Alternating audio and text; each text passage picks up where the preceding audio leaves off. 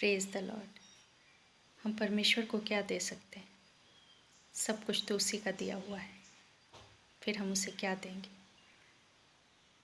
परमेश्वर को यदि हम कुछ दे सकते हैं तो वो है हमारी आराधना। और यही वो चीज़ है जिसे शैतान चुराने का प्रयास करता है, क्योंकि उसके विषय में लिखा हुआ है कि वो एक चोर है और वो इसीलिए आता है चोरी करने, नाश करने और घात करने के लिए।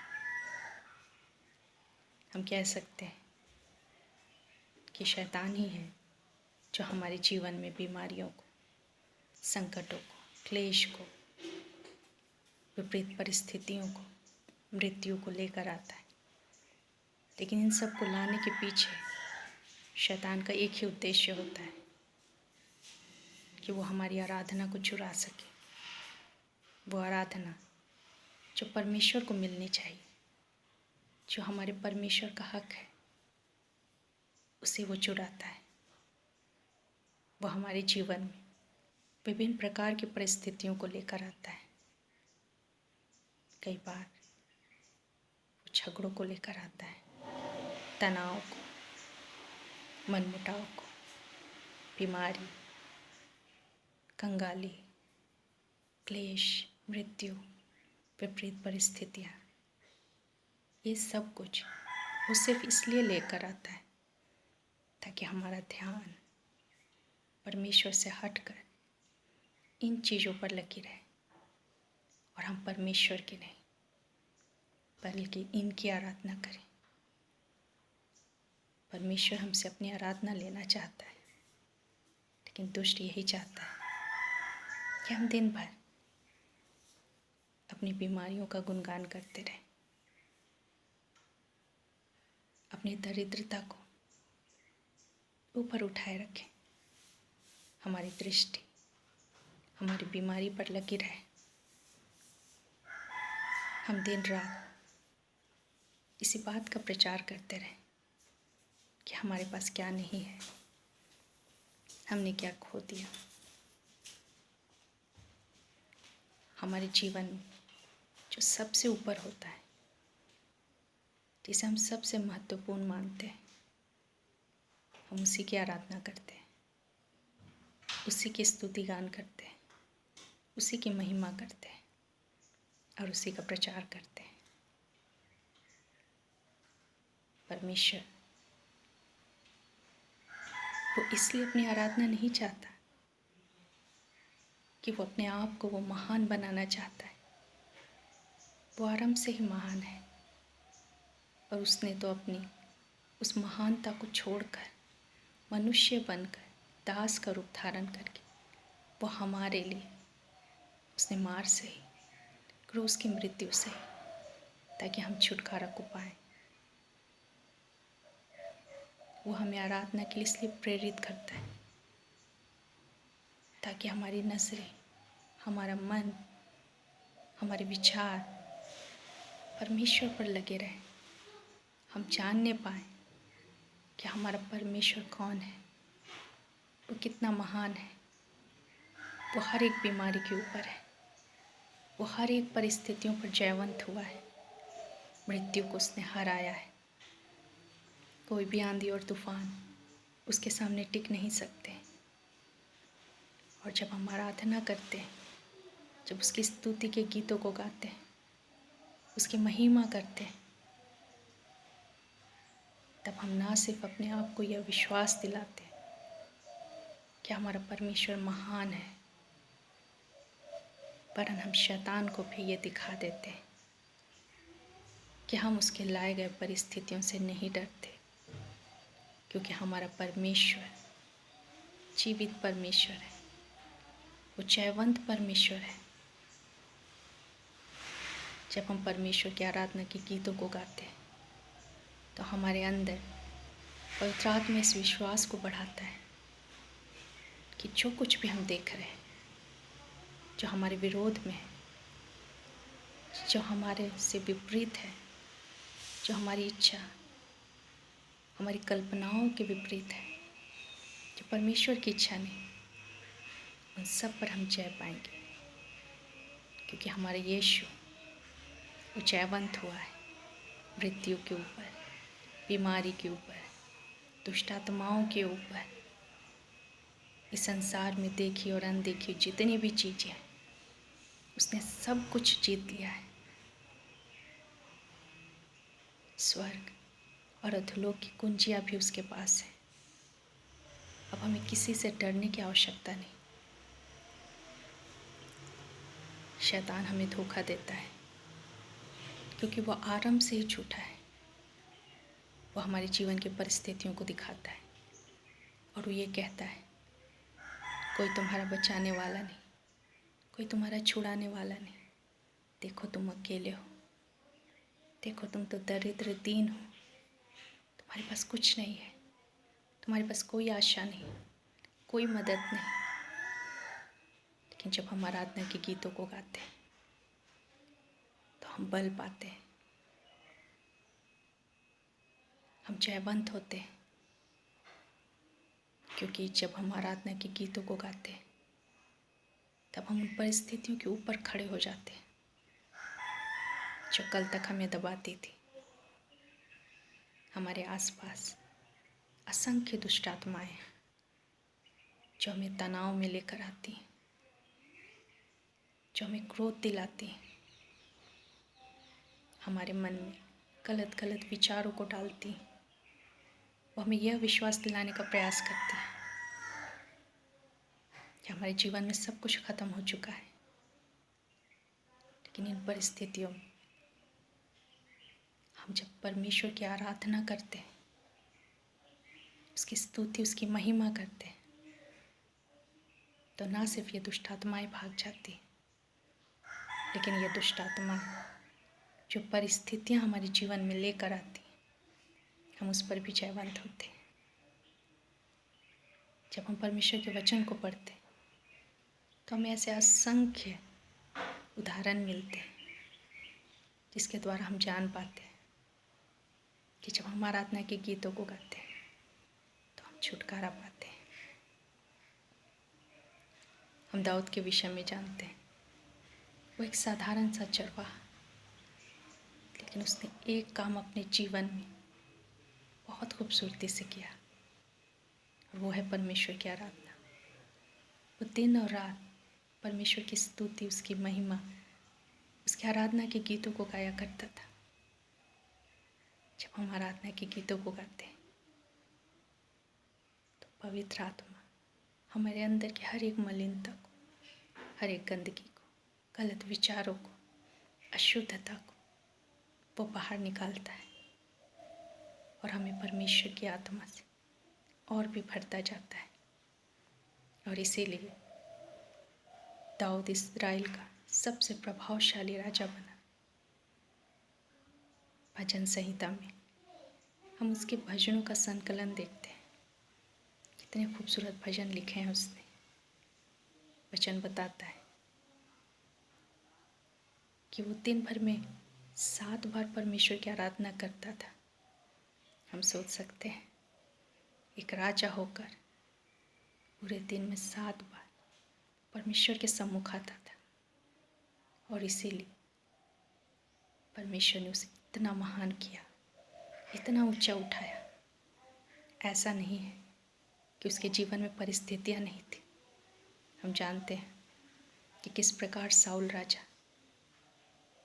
उसके प्राण के पीछे पड़ा था, किस प्रकार से बरसों बरस वो जंगलों में भागा करता था, कितनी कठिन परिस्थितियों से होकर वो गुजरा, लेकिन उसने परमेश्वर की आराधना करनी नहीं छोड़ी, और इसी आराधना के द्वारा वो छुटकारा प्राप्त करते रहा, वो विजयी होता रहा। और उसने इतने सुंदर वचनों को लिखा, इतने सुंदर गीतों को लिखा। हम साउल और सिलास के विषय में जानते हैं, वो बंदी गृह में थे, लोहे से, उसकी जंजीरों से जकड़े हुए थे, जेल में बहुत दयनीय स्थिति में थे, मारे पीटे गए थे, बहुत गंदी जगह पर उन्हें रखा गया था। पर उन्होंने क्या किया? उन्होंने आराधना की। जब हमें कोई मार्ग न दिखाई दे, जब सारे रास्ते बंद हो, जब कोई आशा न दिखे हमें, तब हमें क्या करना है? रोना नहीं है, लोगों को ढूंढना नहीं है, अपने दुखों को सबके सामने जाकर बताना नहीं है, मदद के लिए इधर उधर नहीं भागना है। तो हम क्या करेंगे? आराधना करेंगे उस महान परमेश्वर की, जो स्वर्ग और पृथ्वी का करता है, जिसने मुझे और आपको बनाया है, जो जयवंत हुआ है। उसकी आराधना करेंगे। और जब हम उसकी आराधना करते हैं, तब वो कार्य होते हैं जो ना कभी आँखों ने देखी और ना कभी कानों से सुनी गई। जब मध्य रात्रि में वो आराधना कर रहे थे, तो वचन बताता है कि जेल के दरवाजे खुल गए, उनकी जंजीरें अपने आप खुल गई और परमेश्वर के स्वर्गदूत उन्हें छुड़ाने के लिए आए। आराधना सिर्फ तब नहीं करनी जब हम कलीसिया में होते, चर्च में होते, जहाँ स्तुति आराधना की जाती है। हमें सिर्फ तब आराधना नहीं करनी, लेकिन जब हम अकेले होते, संकट में होते, क्लेश में होते, अकेले होते, जब रास्ता न दिखता हो, जब चारों ओर निराशा हो, अंधकार हो, जब कोई उम्मीद ना हो, तब भी हमें आराधना करनी है। क्योंकि हम परिस्थितियों को देख कर नहीं जीते, हम परमेश्वर पर भरोसा करते हैं, उसके जीवित वचन पर भरोसा करते हैं। और हम जानते हैं हम एक जीवित परमेश्वर की आराधना करते हैं। वो परमेश्वर जिसे मृत्यु भी अपनी कैद में नहीं रख पाई, जो शैतान के ऊपर जयवंत हुआ है, जिसने क्रूस पर उसके सारे कामों को नाश किया है।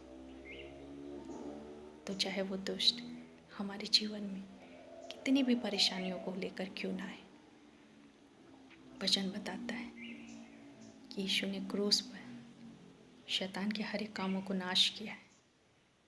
तो वो हमारे जीवन में भी शैतान के द्वारा लाए गए हर एक कार्यों को नाश करेगा, उन दुष्ट आत्माओं के प्रभाव को नाश करेगा जो हमें निराश करती हैं, हताश करती हैं,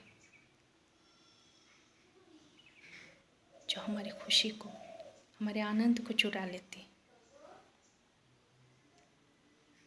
परमेश्वर ने हमें आराधना का एक हथियार दिया है कि हम अपनी निराशाओं में, अपने दुखों में, अपनी परिस्थितियों में हम आराधना के हथियार को इस्तेमाल करें।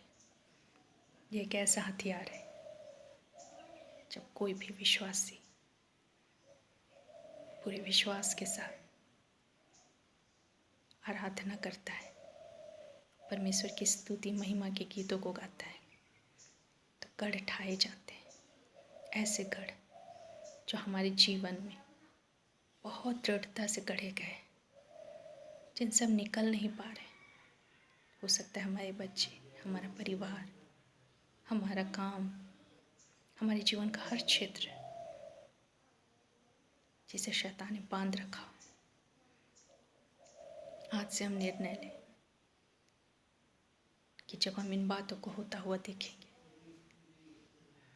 तब हम आराधना करेंगे, हम शिकायत नहीं करेंगे, हम किसी की चुगली नहीं करेंगे,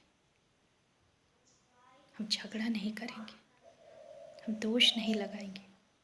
क्योंकि यही तो शैतान चाहता है कि हम इन बातों में लगे रहें और हमारी परिस्थितियाँ और भी बद से बदतर हो जाए। लेकिन जब हम इसके विपरीत परमेश्वर की आराधना करेंगे, तब हम देखेंगे इन गढ़ों को ढहते हुए, हम देखेंगे परिस्थितियों को बदलते हुए। परमेश्वर हमें अपनी शांति, अपने आनंद से भरेगा, अपने सामर्थ्य से भरेगा, और हर वो चीज़ जो हमारे विरोध में है, परमेश्वर हमें उसके ऊपर जयवंत करेगा। हमें आराधना का हथियार दिया गया है इस्तेमाल करने के लिए। हम यहोशू के विषय में पढ़ते हैं कि जब वो इस्राएलियों को लेकर जा रहा था कनान देश की ओर, तब यरीहो के पास उसे रुकना पड़ा, क्योंकि यरीहो की दीवार उसके सामने खड़ी थी। एक ऐसी दीवार जिसे फेदा नहीं जा सकता था, पार नहीं किया जा सकता था। तब परमेश्वर ने कोई युद्ध की योजना नहीं दी उसे, कोई ऐसी बुद्धि की बात नहीं कही, कुछ ज्ञान नहीं सिखाया, लेकिन क्या कहा कि आराधना करो। परमेश्वर ने कहा चुप रहो और आराधना करो। यहोशू और सारे इज़राइली अपने मुंह को बंद करके यरीहो के 7 चक्कर लगाते थे प्रत्येक दिन, और 7वें दिन 7 बार उन्होंने उस नगर का चक्कर लगाया मुंह को बंद रखकर। और जब परमेश्वर ने आज्ञा दी तब उन्होंने उसकी महिमा, उसकी स्तुति, उसकी पढ़ाई, उसकी जय जयकार किया। वो आराधना करने लगे, परमेश्वर के नाम को ऊंचा उठाने लगे। वो दीवार जो भेदी नहीं जा सकती थी, जो गिराई नहीं जा सकती थी, वो ताश के पत्तों की तरह ढह गई। हमारी आराधना यही काम करती है शैतान के कड़ों पर। जब हम आराधना करते हैं बंधन टूटते हैं। जब हम आराधना करते हैं शैतान के कड़ ढाए जाते हैं। जब हम आराधना करते हैं दुष्ट आत्माएं खदेड़ी जाती हैं। हम मुक्त हो जाते हैं, आज़ाद हो जाते हैं, और परमेश्वर हमें स्वतंत्र करता है। जब हम अपने जीवन में अशांति को पाएं, निराशा को पाएं, दुख को पाएं, जब हम प्रार्थना न कर पा रहे हो, वचन न पढ़ पा रहे हो, तो एक काम हम अवश्य करें, आराधना करें। जो भी बंधन है, जो भी गढ़ है, वो सब उस आराधना के द्वारा गिरा दिए जाएंगे। हम गीत में भी तो गाते हैं ना, आराधना में है छुटकारा, आराधना में है चंगाई, शरीर प्राण आत्मा में शांति आनंद देता है, प्राण से भी प्यारा प्रभु। प्रार्थना करें, आराधना करें, वो अच्छा है, कितना भला है। बस यही करना है, हमें आराधना करनी है,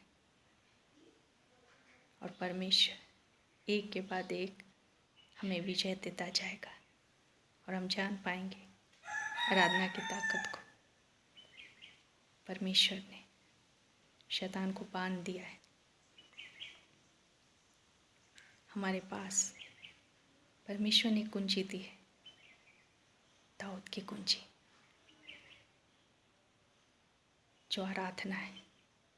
जब हम इस कुंजी को इस्तेमाल करेंगे, आराधना को इस्तेमाल करेंगे, तब हम इस छुटकारे को देखेंगे।